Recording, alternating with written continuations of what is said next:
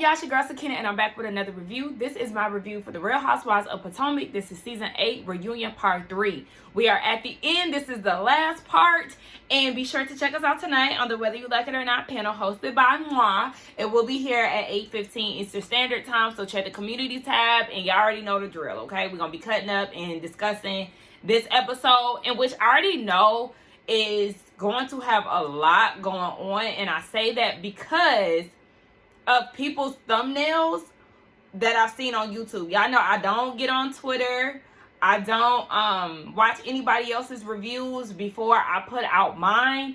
And I know that everybody is putting out a petition, or the fans are putting out a petition for Giselle to be removed from the show. That I already knew about, but I went to go watch Scotty. Shout out to Scotty. I went to go watch one of his videos yesterday about the petition.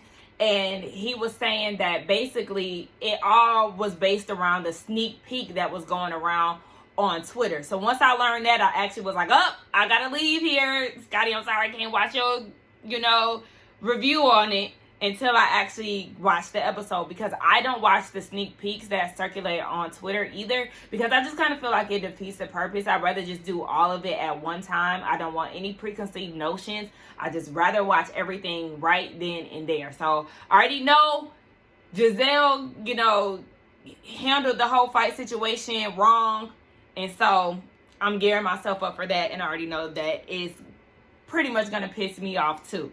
But yeah, let's just go ahead and get into it, right?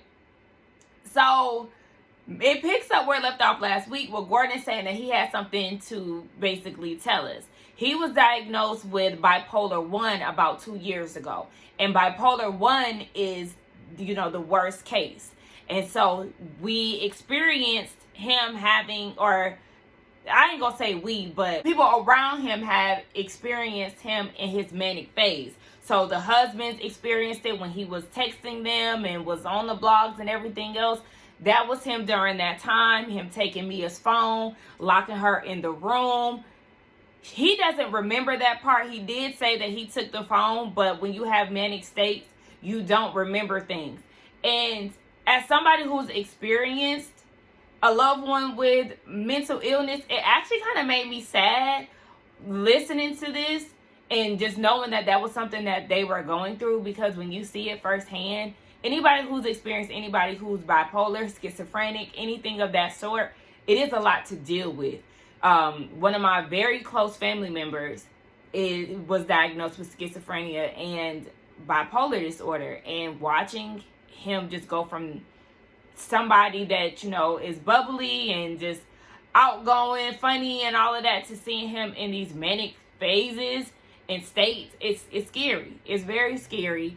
And so I know there was a lot to deal with, especially with small children, within a marriage, all of that. But he said that he does have it under control. He said that Mia was there for him every step of the way. When he got checked in at the hospital, she came to see him. And Mia said that she will forever support him.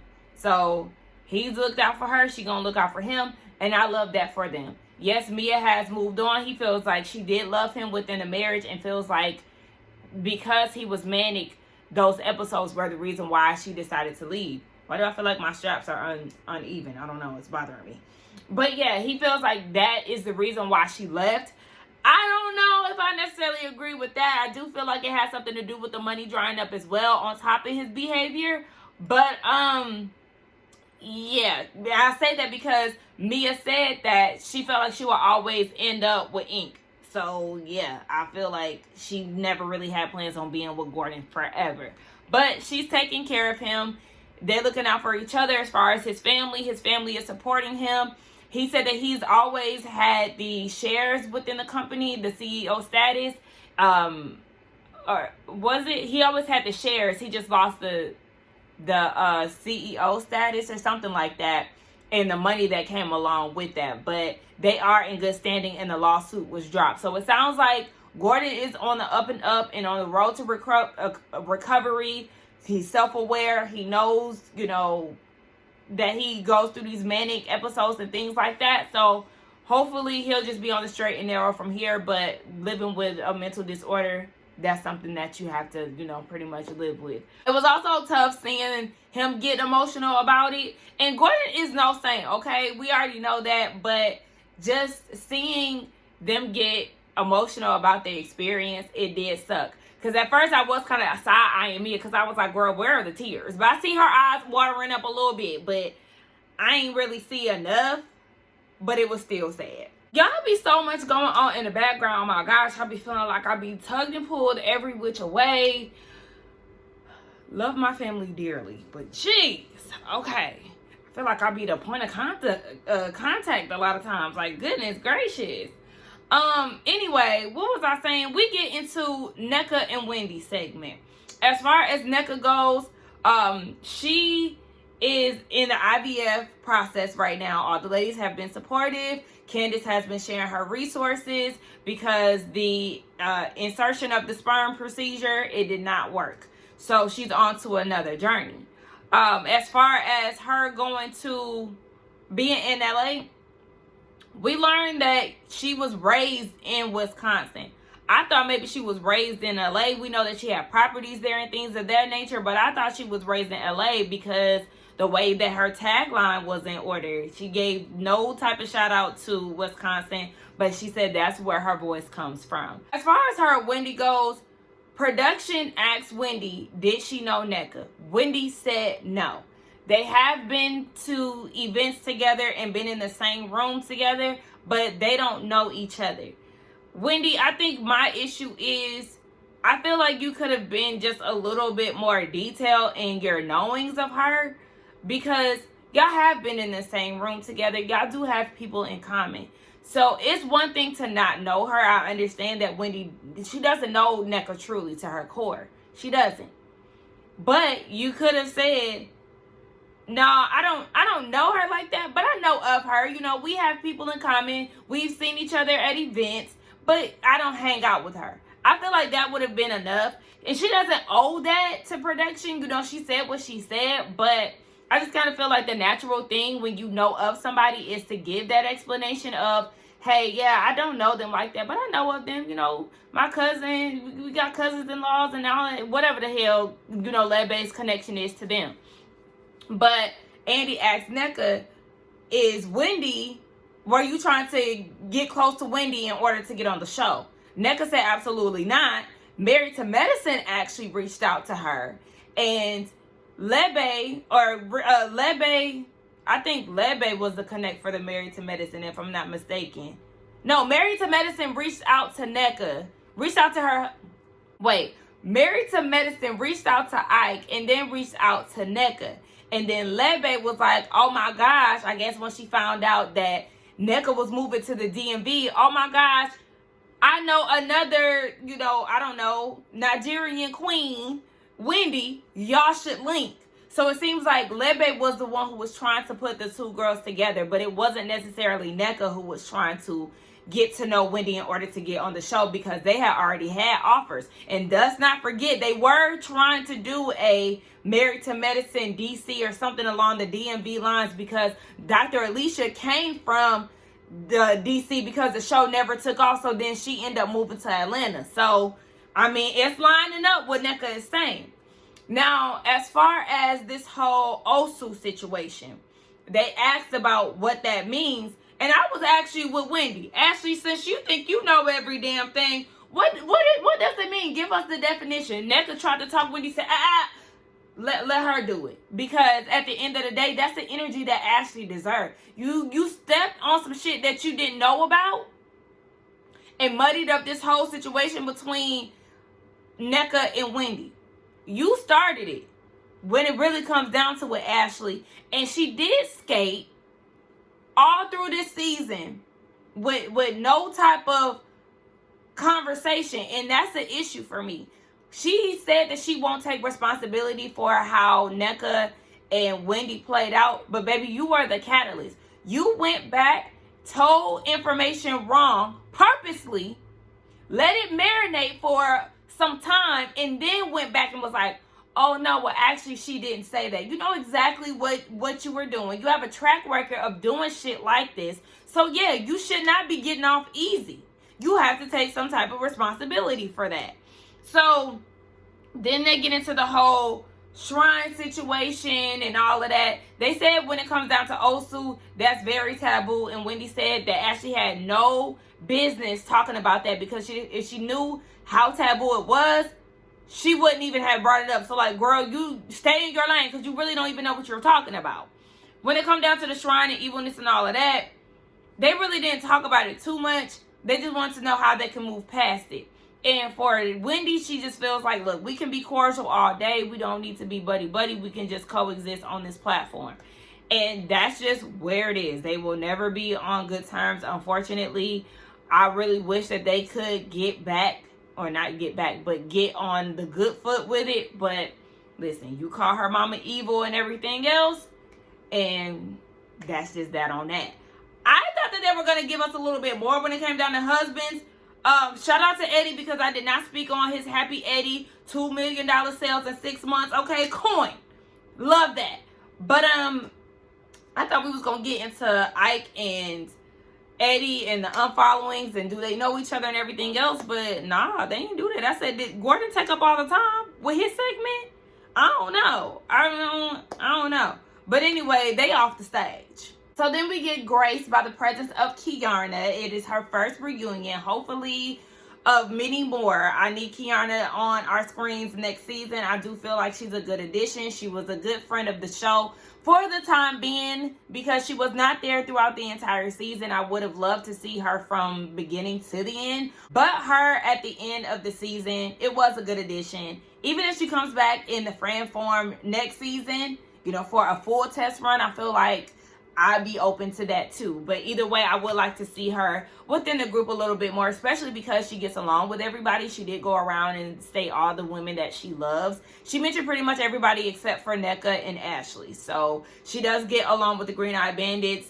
Candace, I mean, Robin is allegedly gone. We know that Candace quit, so we don't know if Nneka is necessarily going to come back. Ashley has been on an apology tour and given these eerie feels of, you know, she might get fired, she might not. So we don't really know what the standing of this cast is going to look like next year. However, we would like to see her back next season.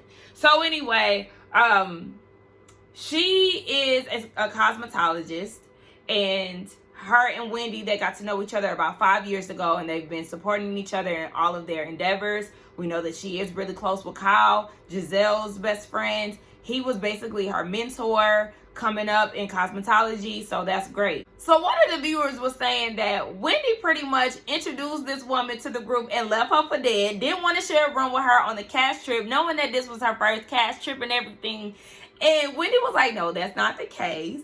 Actually, we all had the opportunity to have our own room, so why not? She didn't want to share with her. And then you got the Green Eye Bandits, of course, always putting their 2 cents in. No, that is not that case. At the time, we didn't know that we could have our own rooms. But the end result was the fact that they can have their own rooms. So why are y'all mad? Please shut up. Y'all need to be grateful that y'all finally got an opportunity to have y'all own rooms instead of sharing bunk beds this damn trip. So shut up. So Kiana said that yes, she did feel some type of way, that nobody checked on her. She was happy that Giselle came in and did so. According to Candace, she feels like that was strategic on Giselle's end to showcase how bad of a friend Wendy and Candace were to her. And I do feel that way. I do feel that way. I feel like it could be, you know, 2 things could be true at one time. We know that Giselle does know her, and that she wanted to check on her to see how she was feeling because she was not feeling good. But we also know that Giselle also likes to recruit. So I feel like it was 2 things. Giselle was genuinely trying to check on her, but then she also had a bit of a motive behind it. And I say that because she has a record of doing that, and look at how she did it with Nneka. So they also touched on her confessional look and how it was the best of all the girls throughout this season. I mean, I'm going to give her runner up because for me, Wendy ate down in her confessionals. The black outfit, the green dress. I'm pretty sure there's more that I can think of, but Wendy has been eating down on her confessionals, and I can't give Kiana number 1, especially when she only had one look. I mean, the one look did do what it needed to do. But my girl Wendy, she holds the crown for best confessionals this season, period. We then get into the doctor and all her multi-hyphenate endeavors that she has going on. So as far as her business goes, or her YouTube channel goes, it's successful. She said it is a little difficult because in a sense it's a one-woman show. She really isn't, she have to pay for a constant guest. So I think she had to pivot a little bit, but it's doing well, it's doing numbers, and I love to see that. We know that she did book Latavia. And I mean, look, an accomplishment is an accomplishment, okay? Because I ain't booking Latavia. But when you book Michelle, or when you book Kelly, when you book LaToya, holla at me, okay? Then that's when I'm gonna really, really go up. I mean, shout out to Latavia, really, because she's a part of history and everything else. But I'm just saying, that's like, I feel like that's feasible. When you get them other three, y'all know what I'm trying to say. Anyway, so yes, she's been doing well. The candle business is still up and running, okay? She said they making shipments every day. And if anybody want to buy me another candle, then holla at me. Because last year for my birthday, I was gifted one of Wendy's candles. And I enjoyed it. I enjoyed my one wick, okay? So shout out to Wendy. It's just a little expensive for me. And I'm more of a TJ Maxx, Marshall's candle type of girl. Look, I'm staring at them right now. This is my type of candle right here. Well, this one says sand and paw, but that's like a scent neutralizer. But it's sand and fog. That's my brand right there, okay? That one empty. I got another one sitting up there. I just don't feel like grabbing it. Anywho, yes. So my girl still got her business endeavors going. Andy, why did you ask her yet again how successful is Happy Eddie? You said that already. You asked Eddie and he told you that they doing $2 million. They doing numbers. But she said that there's not that many black distributors.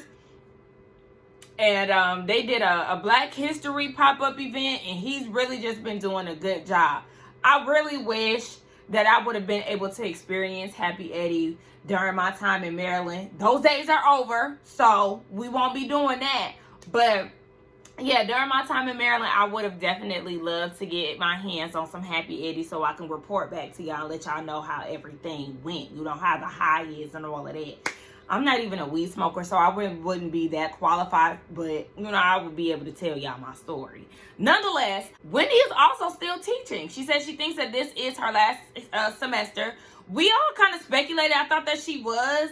But, yeah, she confirmed that she is still teaching, but this is going to be her last semester. Kim, her daughter, is going to kindergarten. One of her sons is going to middle school, so she really wants to be there for those moments and spend a lot of time with her kids. And, yeah, everything is on the up and up for my girl, and I love to see that. They did have some viewer questions, though. One of them was like, oh, you hold yourself to a higher standard, yet you called Nneka a crackhead, said that Mia was dumb. When it comes down to the whole Mia being slow and being an educator and stuff, Wendy is standing on business. She said, I mean, this is the same girl who said that North Carolina and traveling to the DMV was a bi-coastal situation. Look, and as somebody who was doing that, it do feel a little bi-coastal. It's not bi-coastal, okay? California, Maryland, that's a bi-coastal situation. But Maryland and North Carolina, they do share the same coast, so it's not the same thing. But it's just like, okay, what other word do you use? Like I said, as somebody who was doing that, it does kind of feel that way, but it's not the same thing. So she said what she said.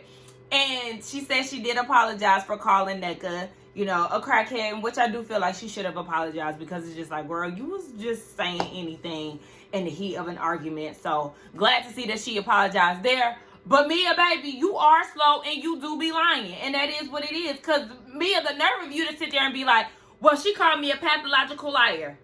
Are you not? Stop playing with us. You know damn well you be lying. And this why we can't take you serious, Mia. Because, girl, please. I did chuckle when they was like, well, Candace, you be saying you call her Mia be lying. And Mia was like, and Candace be crying. That was funny. Wait, because we got a little bit of breaking news. It's not really like breaking, but it's confirmation. Robin has indeed been fired. Shout out to me for getting on Instagram, because that was literally the first thing that popped up on the Jasmine brand, okay? She has confirmed on the Reasonably Shady podcast that she has been fired and not invited back to be on season 9. She said she ain't gonna sugarcoat it or anything like that. Baby, they gave her walking papers, and she will not be back for the next season. Now, y'all need to go ahead and do the same again for Giselle, because I do believe that they should have gotten rid of Giselle first and made Robin a friend of, or just fire them both. Because I've been saying that Robin needed to be fired. Giselle needs to be fired. Listen, y'all could have gave us a 2-for-1 and all of us would have been happy. So we get into Ashley's lack of storyline and lack of divorce. She is not divorced yet, but she has, in fact, made some strides to do so, because she realized that she's on this toxic roller coaster with Michael. During filming, they were not in a good space. After the cameras went down, they were. Now they're back in this bad space. And it was one of those situations where the divorce was pretty much put off because she was complacent. It was what it was. And of course, she was enjoying the fruits, okay? Having access to the monies, getting breast lifts and boob jobs, or whatever the hell she got done with her breasts. Oh, she got a bigger boob job on the car, ordering Uber Eats and groceries off of his dime. So she was like, yeah, she's ready to get off this cycle. So now she did something to actually initiate the divorce and see it through. Girl, we heard this last year, Ashley. We're tired. We don't care. We don't believe you. It's been, what, 2 years? It's been too damn long, bottom line. And she ain't fooling me with that massaged wording that she chose. Girl, I would not be surprised if you was still massaging that man's feet every day to get what you want. I don't put nothing past Michael Darby. He gives me, you gonna work for this Uber Eats, okay? And she was like, no, I used to massage his feet. You didn't have to tell us that. But whatever. She said she dating somebody currently. She said it's just going to be on a friends level because he wants kids and he does not want to get married. So she wants to get married. I think, did he not want to get married, but he wanted kids? Something. She said that she want to get married, but he ain't it. Okay. So then we get into GNA. Now, Ashley is excited to be working with Giselle and everything like that. Notice that Andy asks, how well is it doing? And neither one of them could give an answer. They more so spoke about how she knows that the business is going to do well. How you know that? I don't see nobody talking about the success of the business on social media, anything of the sorts. I don't see nobody walking around here with a loose mock turtleneck bodysuit on. Girl, so what are you talking about? Because I feel like y'all sales are not doing numbers. Sorry, not sorry. Y'all can sit there and talk about how y'all putting blood, sweat, tears, going over budget to find the latest technology to prevent coochie sweat and everything like that. I'm not buying it. I'm not buying the story y'all telling, and I'm not buying the garments. Because cut the crap. Cut the crap. The GNA ain't going nowhere. It's going to stay right there in y'all basement or wherever y'all keep y'all's inventory.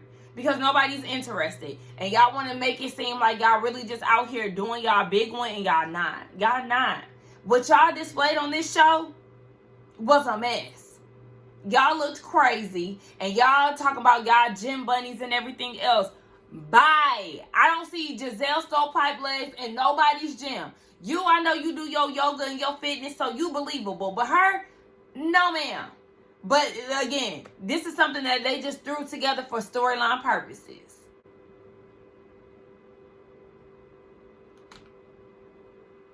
Peacock, you about to piss me off. So Andy asked the ladies, like, y'all went to the fashion show. Was it giving Lululemon? Was it giving Savage? Like, Kiana is me. She said, no ma'am. No fucking ma'am, actually, because what the hell? Like I said, that material was very cheap. And catch what Andy said, she by Sheree. Yes, the material, the walk, everything. Well, no, actually, no. Hold on. I gotta backtrack a little bit because it was like she by Sheree adjacent, but giving a lower budget. Because what we seen at the fashion show on Real Housewives of Atlanta, I was proud of Sheree. I was. There were a few pieces that were giving a little something. So I'm going to give Sheree that. This project right here, GNA, is giving the redheaded stepchild.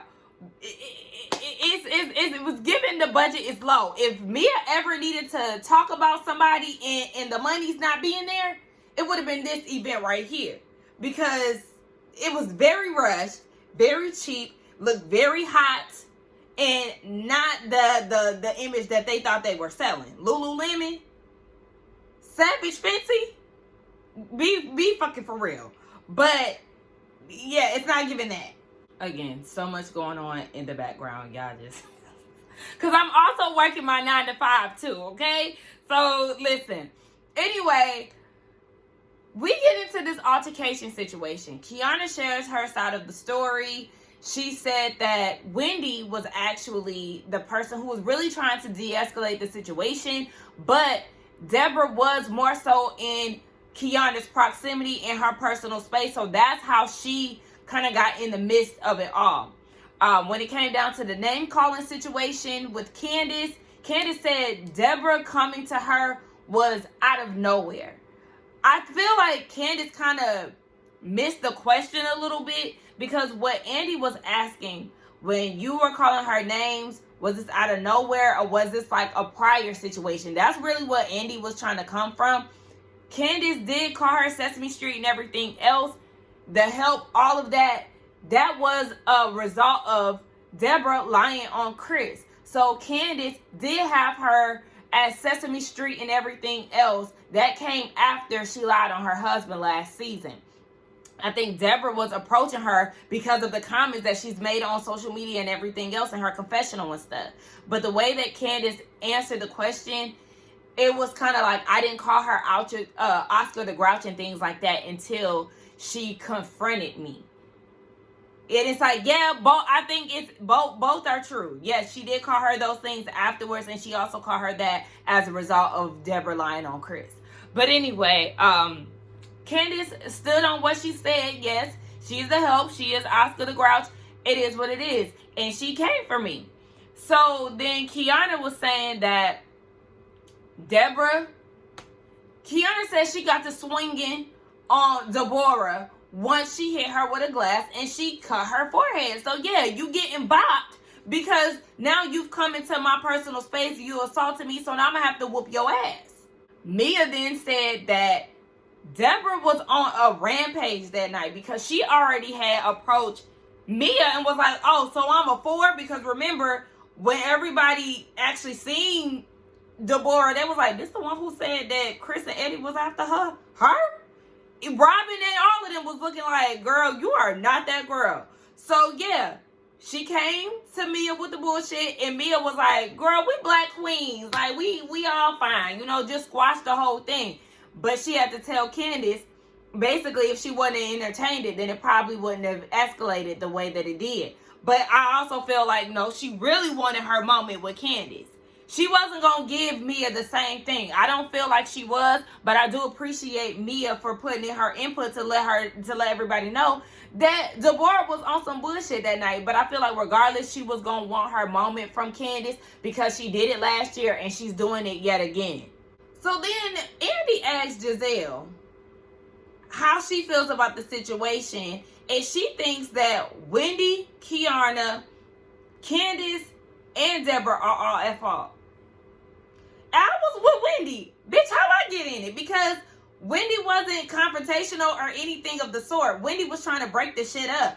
So, yeah, now she wants to take her out because everybody is like, Wendy didn't have anything to do with it. But you see how she do shit? You see how she just, everything just falls back on Candace and Wendy. Candace didn't do anything either. She really didn't. Deborah approached her with the bullshit.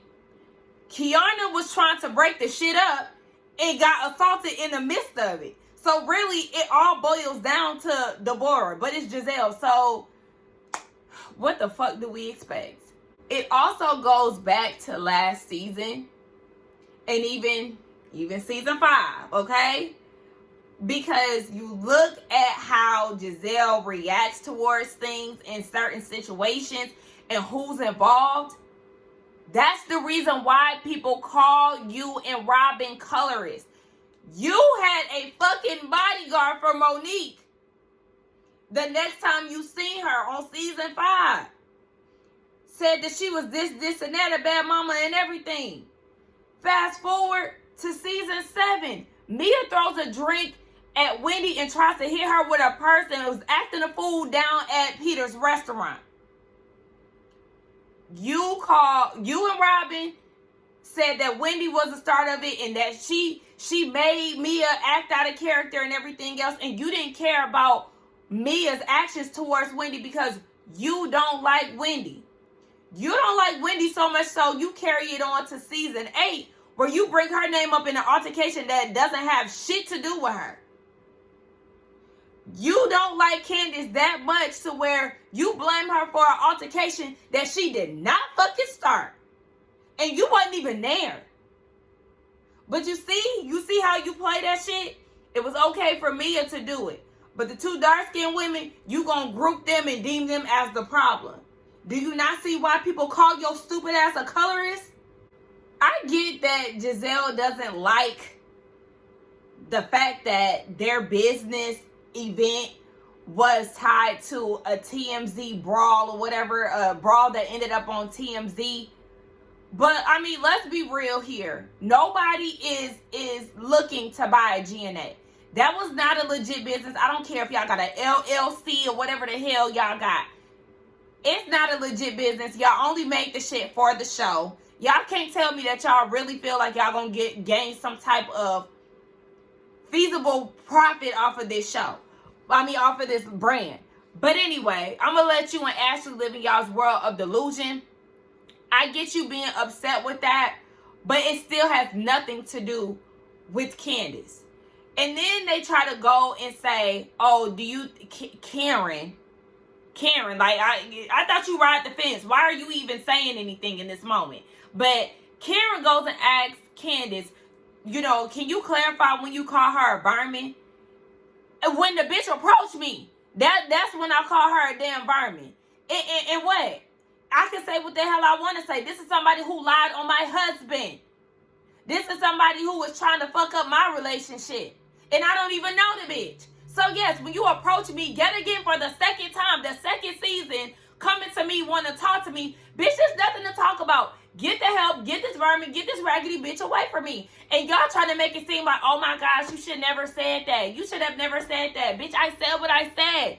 And her actions were still unacceptable. What the fuck? Y'all go back and forth all fucking season. And that's the name of the game. I don't understand why y'all feel like what Candace said was wrong, and that's the reason why she got a drink thrown in her face. No, that bitch shouldn't have been in her face, period. And if Candace wanted to swing the bottle in retaliation, so fucking be it. That's what happens when you fight and somebody, you throw a drink at me, you can't be mad at what I do after that. So if Wendy wanted to beat Mia's ass last season for throwing a drink, y'all can't be mad at that because Mia started the shit. I don't get how y'all get mad at these women for shit that other people started. Andy wanted to know if Deborah was brought around intentionally to stir up shit because it seemed like last season she was only brought around to lie on the husband. Exactly. Her first impression was the worst, and she will forever be known as the person that Ashley brings around to get shit started, because I mean, she 2 for 2 at this point.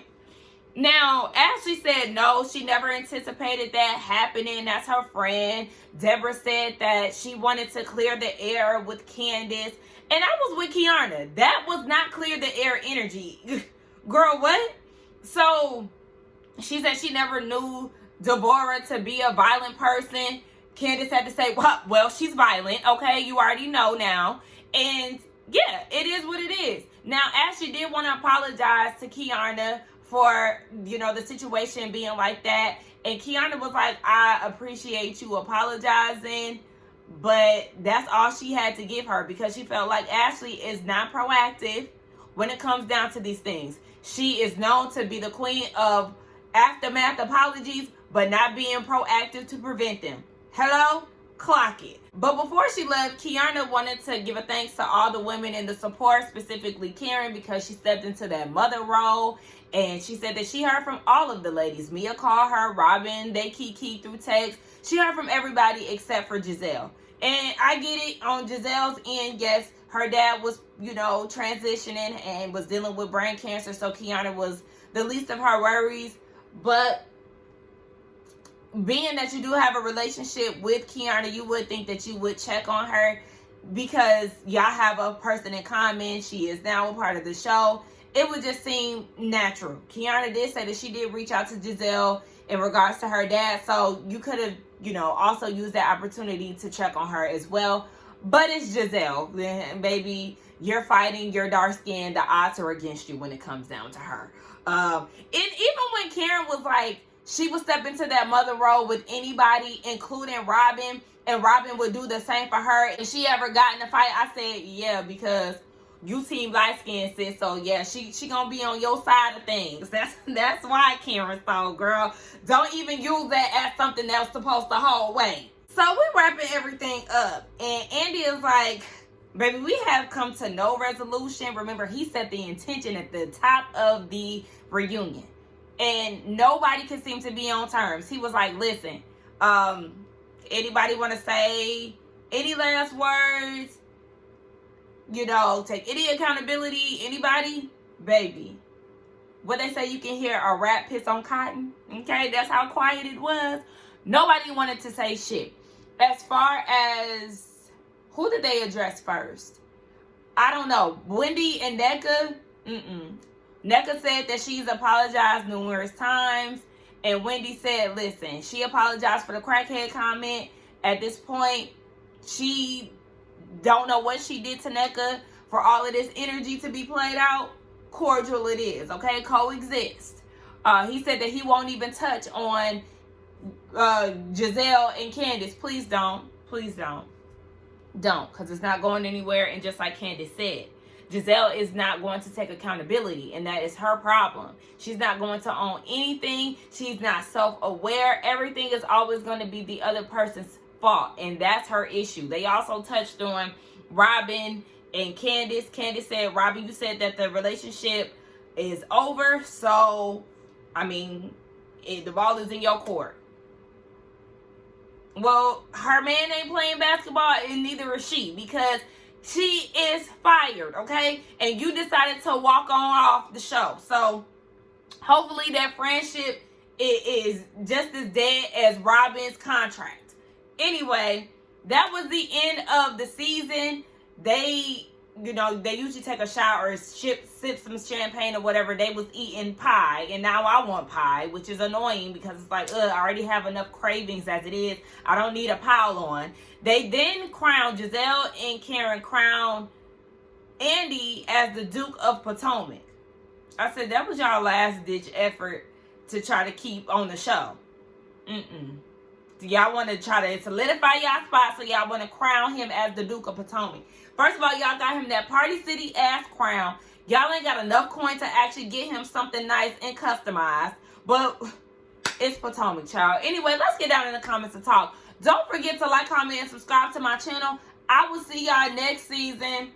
Even though I feel like next season is real rocky. Baby, we just gonna have to stay tuned. Again, come back around here at 8:15 Eastern Standard Time for the Whether You Like It or Not panel, hosted by Moi. Okay? Bye. I will see y'all next season. I'll see y'all for Summer House, though, for sure.